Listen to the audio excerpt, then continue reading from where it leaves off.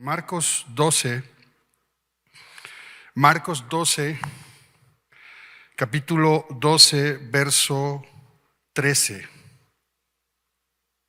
Estaba pensando hace rato que tenemos yo creo que ya tenemos un año estudiando el Evangelio de Marcos. ¿Cómo ves? Tenemos ya un año. Tiene 16 capítulos, pero nosotros tenemos casi 50. Todo un año estudiando el Evangelio de Marcos y estamos contentos porque el Evangelio de Marcos, todos los evangelios, pero el Evangelio de Marcos nos ayuda a descubrir y a seguir a Jesús. Y no como un personaje del siglo I, no como un personaje o una idea religiosa, sino como la persona, Dios hecho carne. Descubrir y seguir a Jesús. De esto se trata este Evangelio, y en cada página de este Evangelio y en cada pasaje podemos encontrar ese énfasis que hace el autor de este libro, que es Marcos, inspirado por el Espíritu Santo. Y recuerda esto, guiado por el apóstol Pedro. Así que estamos llegando ya al capítulo 12, versículos 13 al 17, vamos a estar ahí. Pero antes de leer, quiero solamente ubicarte, y siempre me gusta ocupar un tiempo para que nos ubiquemos dentro de la historia, ¿ok? No me gusta solo que leamos el texto y explicarlo, sino es muy importante que nos ubiquemos en dónde estamos en la historia. Recordemos una cosa, Jesús comenzó su ministerio en la región del norte, en Galilea.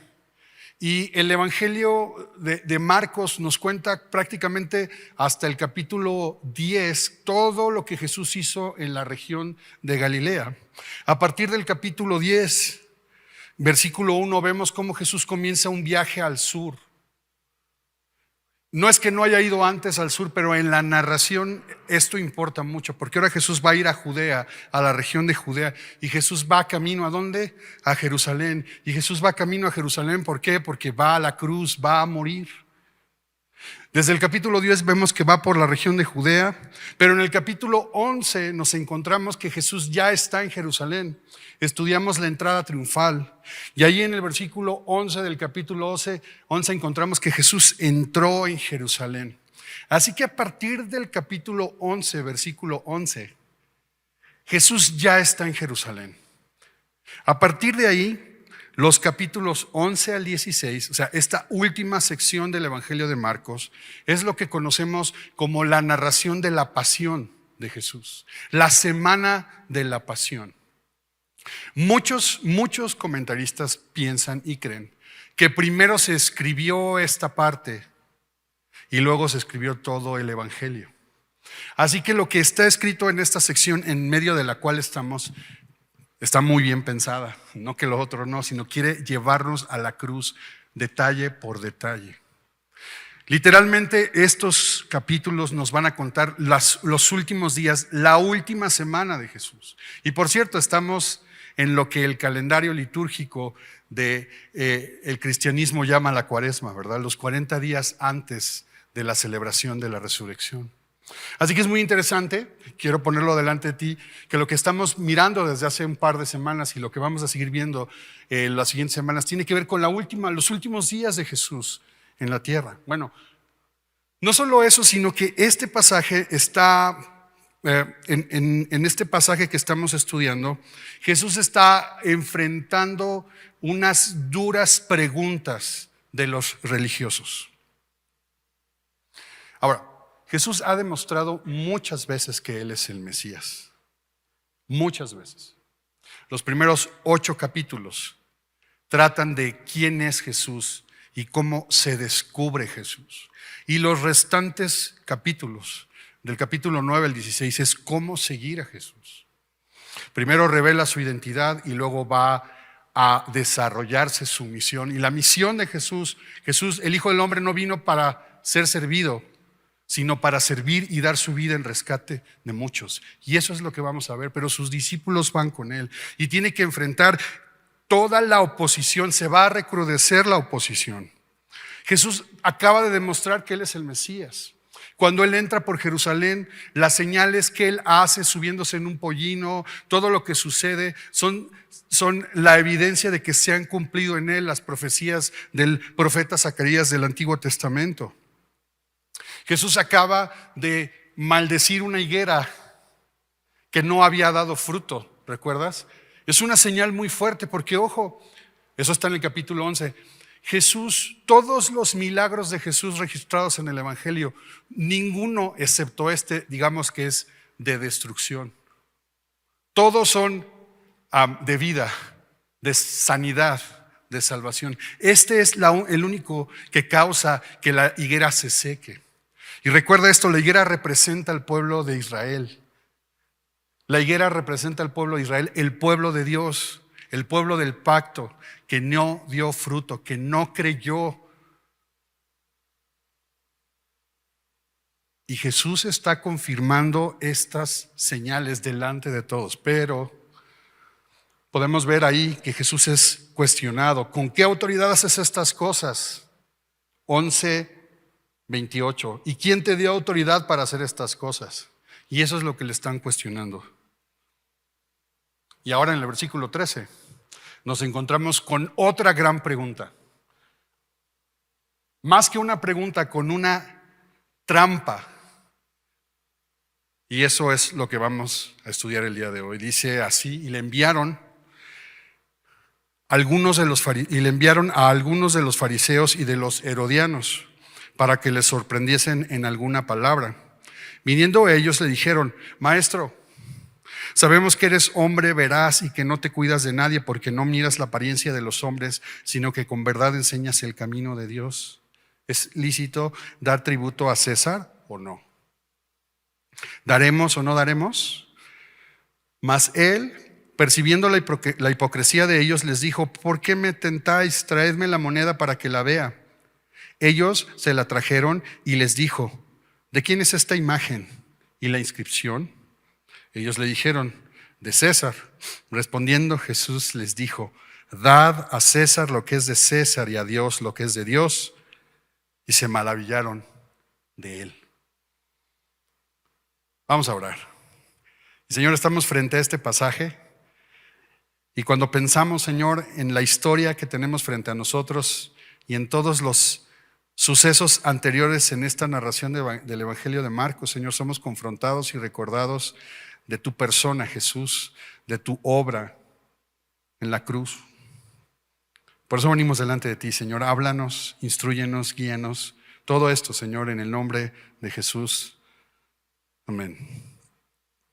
Enviaron a algunos de los fariseos y de los herodianos. Déjame decirte que ambos grupos, tanto los fariseos como los herodianos, son judíos. Los fariseos, ya sabes que es este grupo religioso que se centra en una observancia estricta de la ley como un medio para obtener la gracia de Dios. Así que quieren llevar el cumplimiento de la ley a lo máximo, para agradar a Dios, para estar en una correcta relación con Dios. Así que los fariseos por naturaleza van a sostener una postura antirromana, son nacionalistas. Ellos conocen el Antiguo Testamento y saben que están esperando un Mesías y que la tierra en la que ahora están ellos es la tierra que Dios le prometió a Abraham, Isaac y Jacob. Así que ellos van a sostener una postura antirromana, pero los herodianos también son judíos.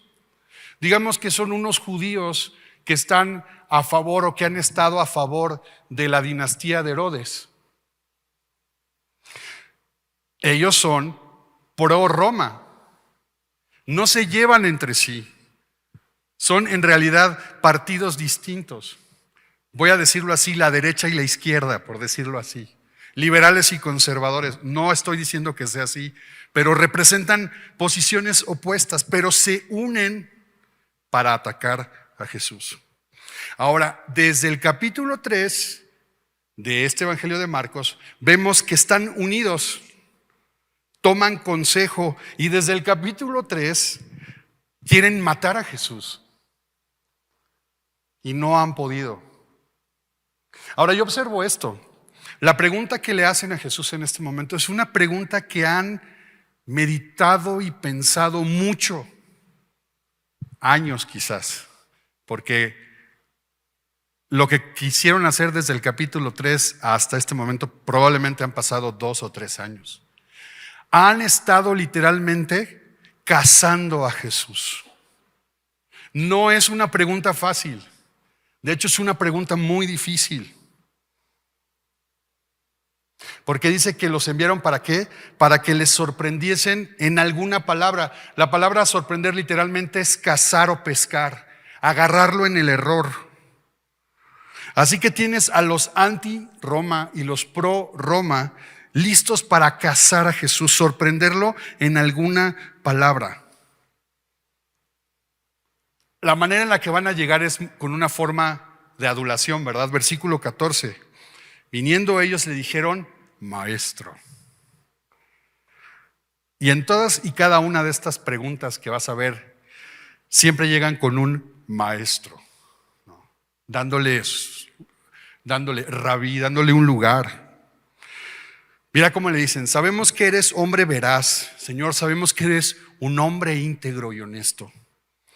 Señor, sabemos que no te cuidas de nadie, eres imparcial, no te importa lo que la gente piensa de ti, no miras la apariencia de los hombres, sino que, fíjate nada más, con verdad enseñas el camino de Dios. Es una adulación, esto es hipocresía, ¿no? Están tratando de adular al Señor.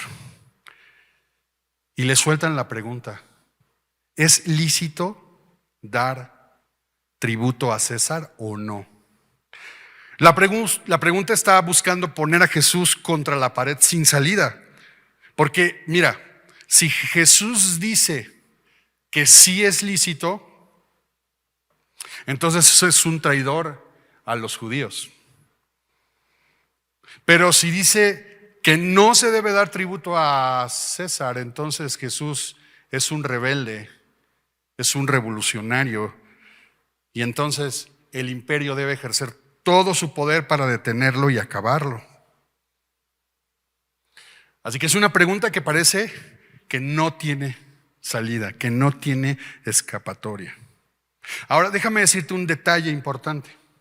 Jesús es un Galileo, él vive en la región de Galilea.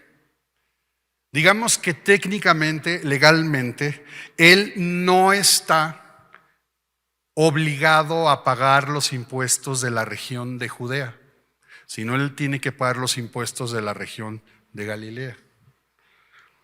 No tenía que pagar este impuesto. La palabra tributo nosotros la conocemos como un impuesto, como un pago que se hace al Estado, pero en realidad se está refiriendo a un impuesto específico. El impuesto de capitación o del censo. ¿Recuerdas? Jesús fue llamado, nació justo cuando José y María tuvieron que venir de Galilea a Belén. ¿A qué? A registrarse por órdenes del emperador, y ese padrón era para efectos fiscales.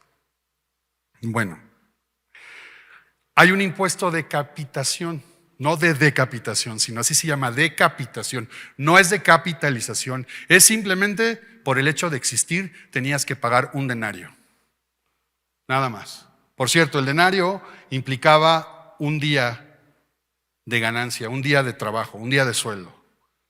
Así que un día costaba ese impuesto.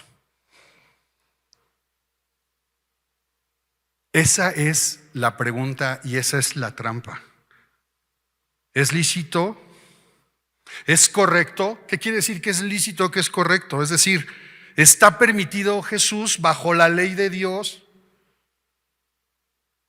pagar este impuesto?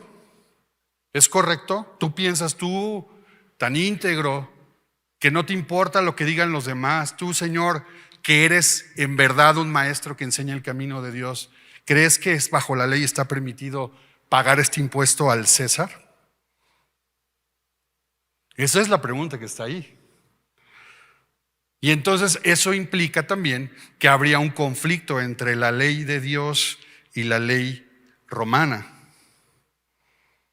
Entonces quieren confrontar a Jesús con sus dichos, confrontar la ley de Dios con la ley romana.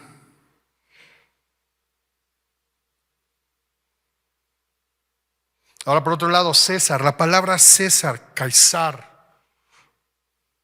es la manera en la que se comenzó a llamar a la descendencia de la familia de Julio César. Se llaman Césares por Julio César, y de ahí a todos los emperadores que siguieron del linaje, y ya no del linaje de Julio César, se les llamó Césares. Octavio, hijo de Julio César, es el que se convirtió en el primer César, digamos, después de él. Y así fue transmitiendo esa denominación. Dejó de ser un nombre para ser una denominación de los emperadores. Bueno, en el año 30 después de Cristo, aproximadamente el año en el que están sucediendo estas cosas, el César era Tiberio César Augusto. Desde el año 11 y hasta el 37, él fue el emperador en turno en la época de Jesús. Así que tienen que pagar este impuesto, y el impuesto se paga o se entrega al emperador. Por cierto, este nombre de César va a derivar después en un sinónimo de emperador, y de ahí viene la palabra zar, o al alemán Kaiser, ¿no? Como lo conocemos. Pero entonces, regresamos al punto. ¿Es lícito? ¿Se da o no se da? ¿Debemos pagar o no debemos pagar? Ahora, la verdad es que no quieren una respuesta, quieren atraparlo, porque ellos ya pagan su impuesto, no tienen duda, simplemente se han puesto a evaluar y dicen, si aquí va a caer Jesús, o va a caer por la ley de Dios, o va a caer por la ley romana, se va a contradecir.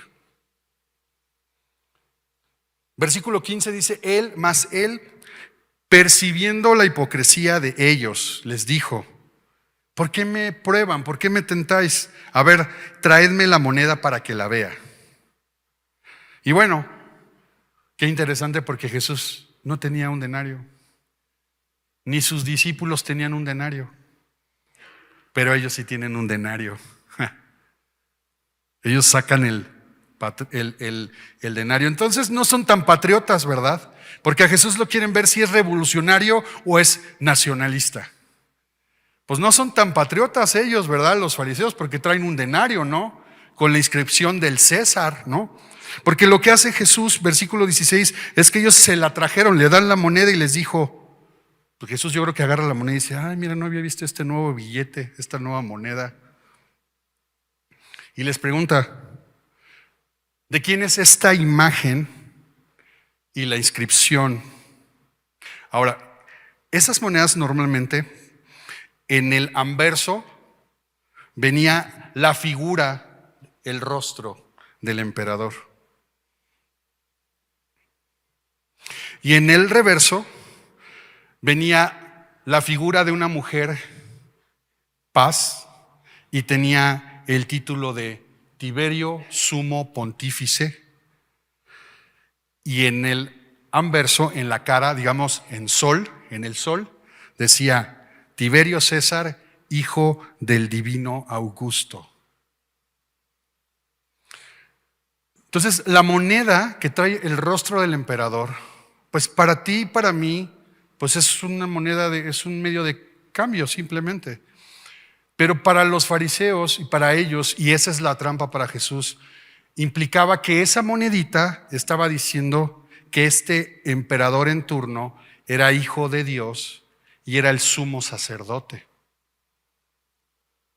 Entonces están cuestionándolo si se debe cumplir con la obligación civil de pagar el impuesto, y están tratando de hacerlo caer en si está permitido, si es posible, si eso no viola una ley del Antiguo Testamento.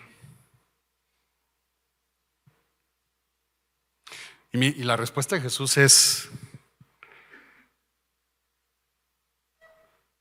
lapidaria, ¿no? Dad a César lo que es de César y a Dios lo que es de Dios. Y se maravillaron. ¿Por qué? Fíjate, primero, dad a César lo que es del César.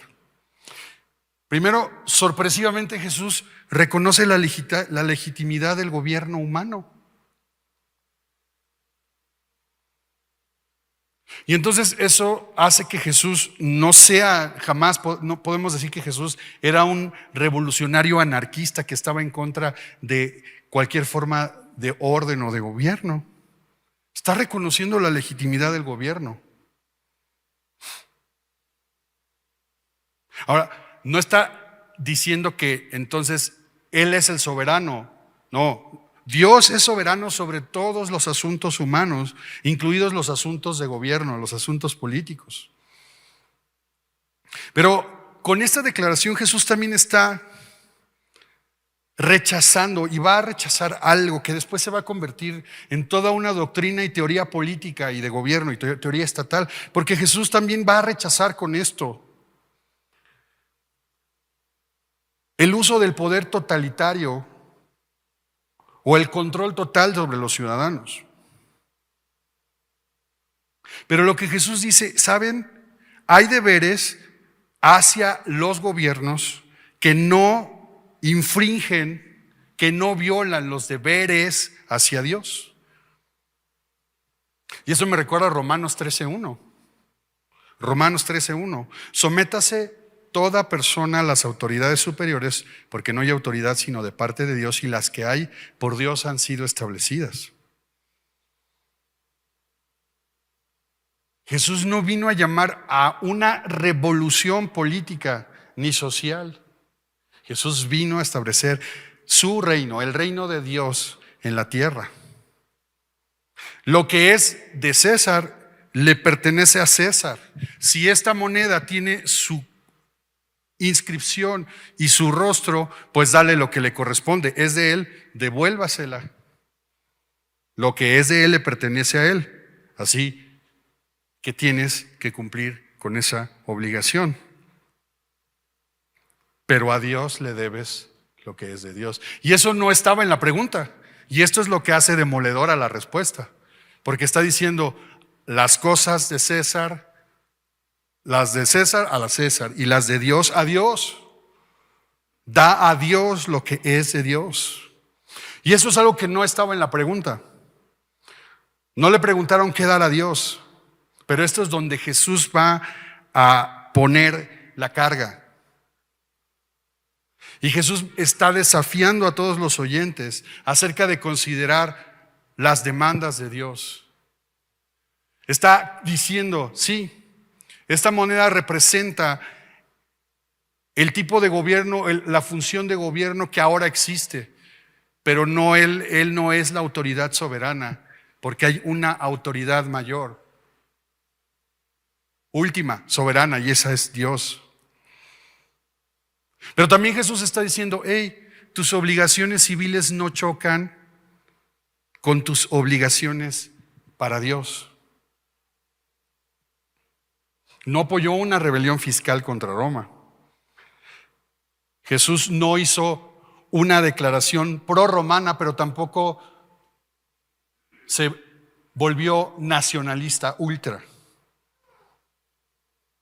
Jesús les dice, necesitan darle a César lo que le corresponde, pero necesitan dar a Dios lo que le pertenece a Dios.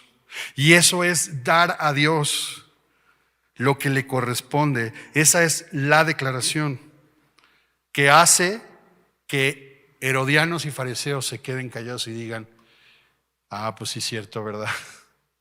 Tienes toda la razón. Y se maravillaron de él. Pero en realidad Jesús lo que está haciendo es demandar de toda la gente una lealtad, no a esa moneda, no a lo que representa esa moneda, sino una lealtad a Dios y a su reino.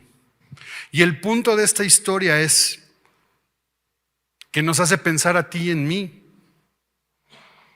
en que vivimos al mismo tiempo en un reino terrenal, vivimos en un espacio territorial, vivimos bajo un sistema político, vivimos bajo un sistema de leyes, vivimos en una nación que se ha convertido en un estado. y somos ciudadanos de ese estado. Pero al mismo tiempo, cuando hemos puesto nuestra confianza en Jesús, hemos venido a formar parte del reino de Dios. Y lo que Jesús está diciendo aquí es cómo vivimos los creyentes, los ciudadanos del reino de Dios en México, o en Nicaragua, en Guatemala, o en Estados Unidos, en donde, cómo vivimos los cristianos, cómo vivimos los creyentes. ¿A quién le debemos nuestra lealtad? ¿Ante quién nos rendimos? Una de las preguntas constantes todo el tiempo es ¿cómo vivo? ¿Cómo vivo en este mundo? ¿Cómo vivimos los creyentes? Y literalmente, todo lo que hacemos en esta tierra está tasado por impuestos.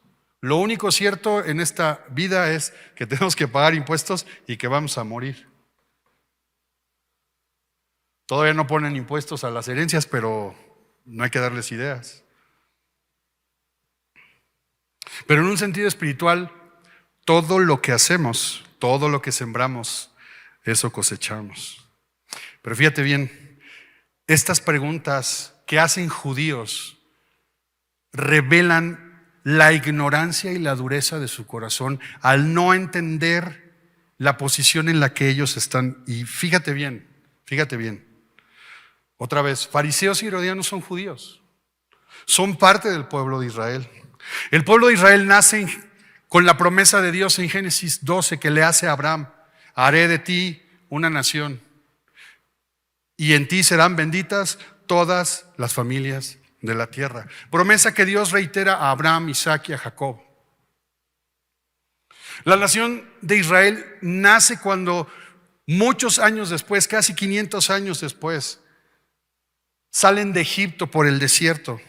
Y después de una estancia de 40 años en el desierto, con Josué al frente, llegan a la tierra de Canaán y se establecen en la tierra de Canaán.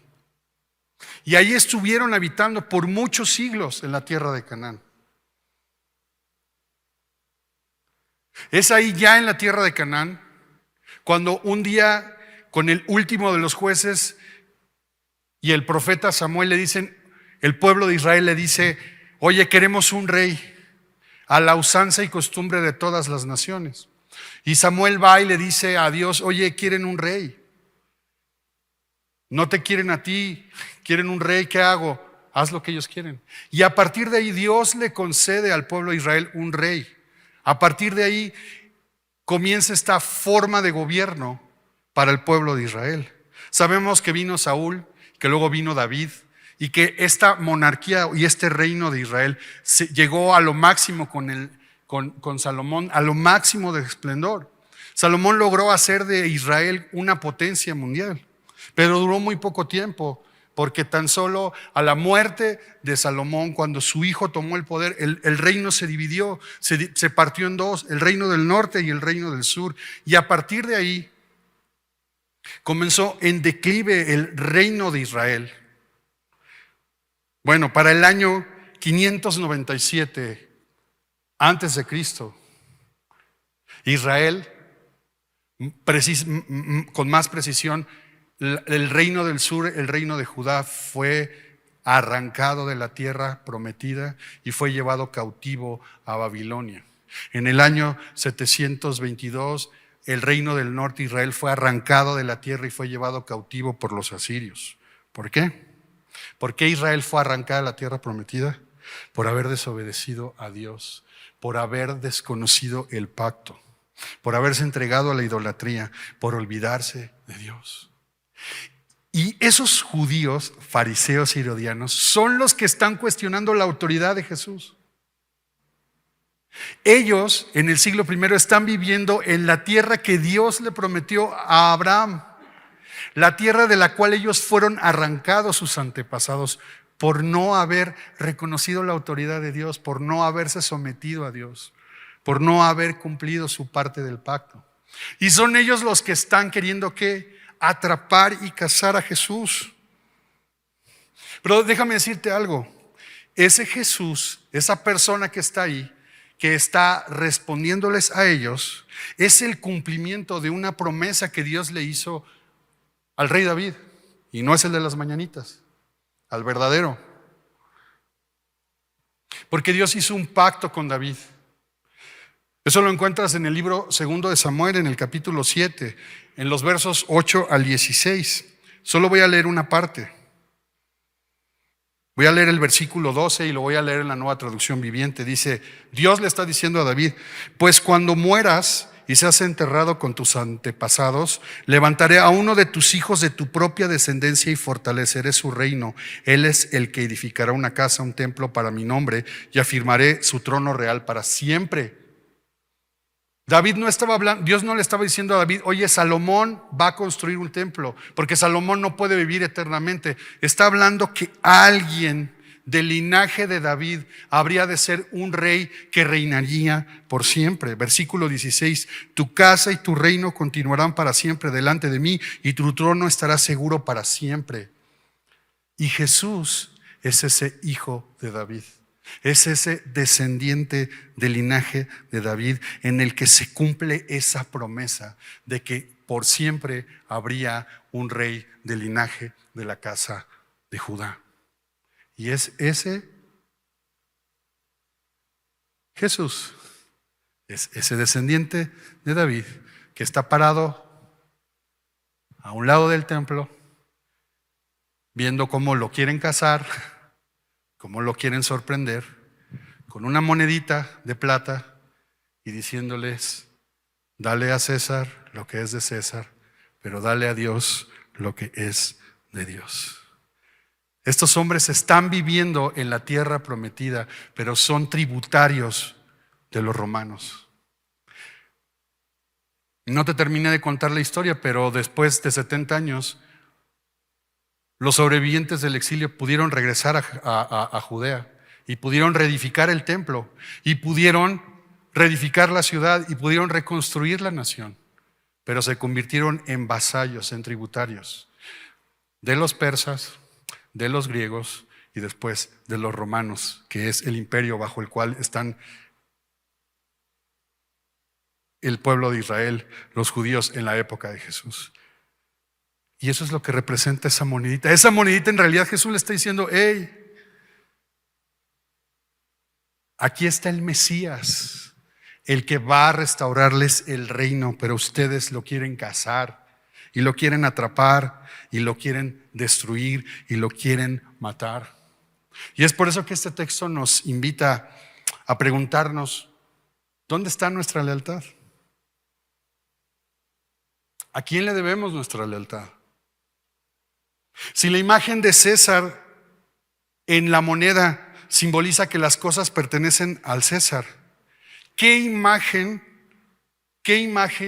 simbolizaría las cosas que pertenecen a Dios? Tú y yo. El ser humano es la imagen de Dios que cada ser humano lleva. Por lo tanto, a Dios es a quien le debemos nuestra lealtad. Y lo que Jesús quiere decir es, sí, es cierto, vivimos en un mundo que tiene reglas. Vivimos bajo un sistema. El sistema no significa que Jesús estuviera aprobando el sistema del Imperio Romano ni a sus gobernantes. Lo que Jesús va a decir es que excepcionalmente, sí, las cosas del César van a chocar con las cosas de Dios. Y la Biblia se encarga de decirnos qué hacer cuando esas cosas chocan.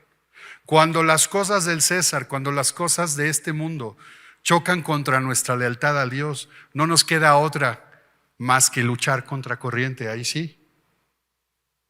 Pero Jesús nos está diciendo, pueden coexistir siendo leales al verdadero Rey y Señor de todas las cosas. Las cosas de Dios son las cosas del reino.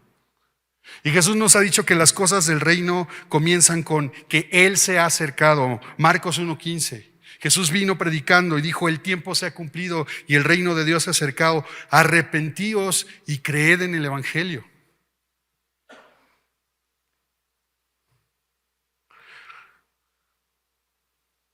Muchos años después de este evento, quizás por ahí del año 60, Pedro les está escribiendo.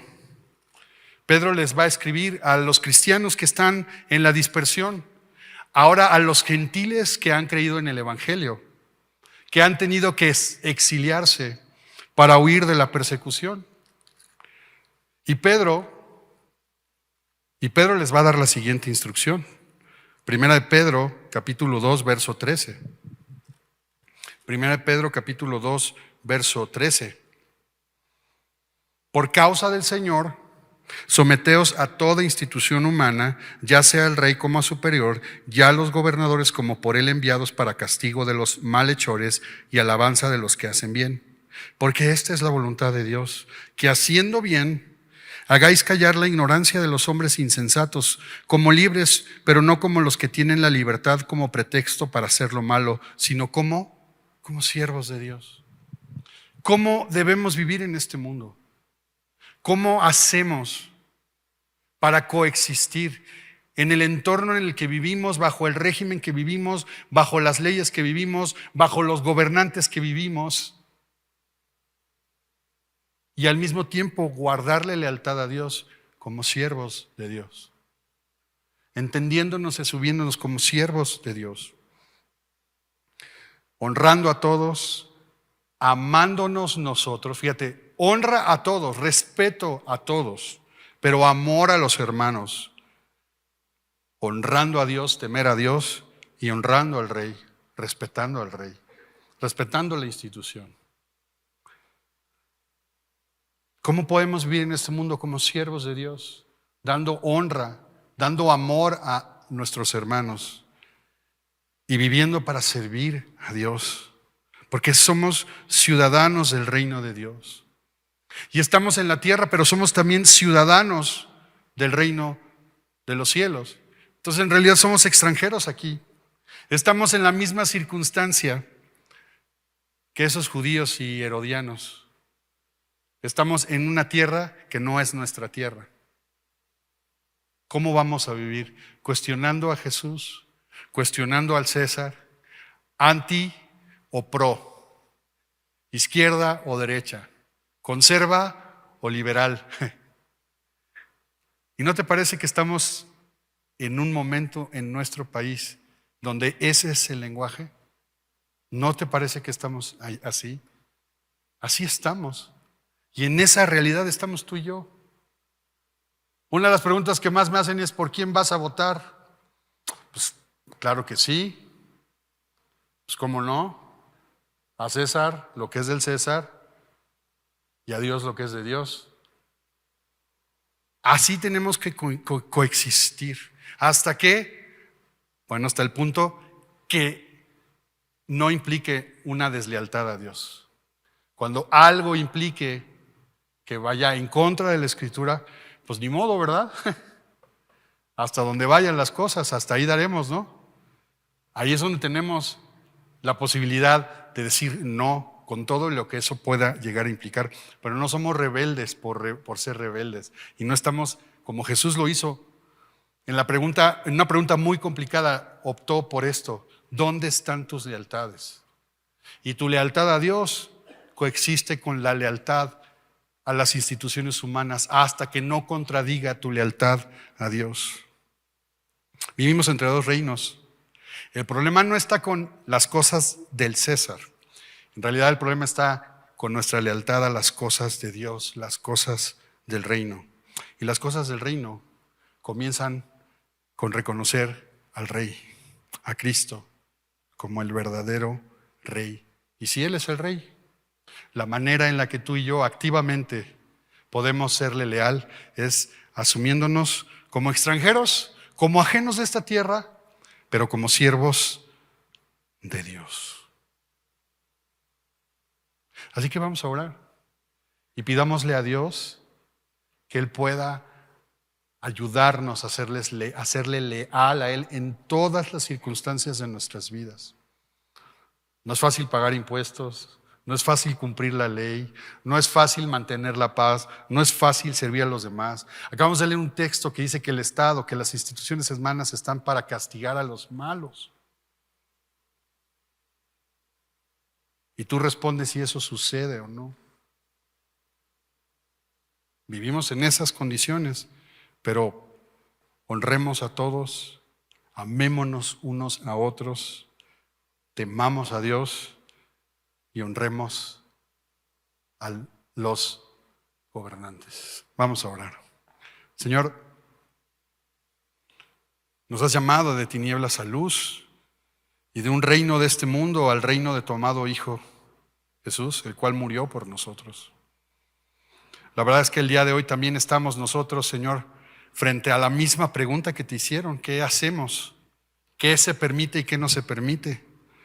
¿Obedecemos o no obedecemos? ¿Votamos o no votamos? ¿Cumplimos o no cumplimos con las obligaciones como ciudadanos del país o de la nación donde estamos? Pero al mismo tiempo reconocemos, Señor, que hay alguien más arriba, y ese eres tú. Y nos has llamado, Señor, a formar parte de tu reino. Gracias por eso, Señor. Gracias porque hemos podido reconocer nuestra necesidad de ti. Y ahora, Señor, clamamos porque cada uno de nosotros podamos, en la esfera, en el área donde cada uno de nosotros estamos, darte servicio, darte honra, respetar a todos, respetar a las autoridades, Señor.